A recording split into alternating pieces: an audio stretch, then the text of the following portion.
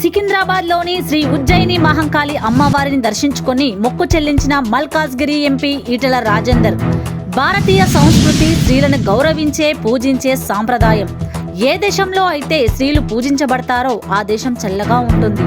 బోనాల పండుగ సందర్భంగా ఈ ఆషాఢ మాసంలో పెళ్లైన ప్రతి ఆడబిడ్డని అత్తగారింటి నుంచి తీసుకువచ్చి పసుపు బియ్యం పోసి ఆడబిడ్డల ఆశీర్వాదం పొంది కుటుంబమంతా కూడా గొప్పగా జరుపుకునేదే ఈ బోనాల పండుగ. బతుకమ్మ, ఉగాది ఏ పండుగనైనా సామూహికంగా మనిషి జీవన విధానాన్ని ఉట్టిపడే పద్ధతిలో పండుగలు జరుపుకునేటటువంటి గొప్ప సాంప్రదాయం ఉన్న ప్రాంతం తెలంగాణ.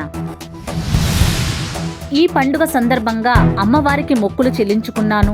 మంచి వర్షాలు పడి పాడి పంటలతో ఏ బాధలు లేకుండా జీవించే భాగ్యం కలగాలని అమ్మవారిని కోరుకున్నాను.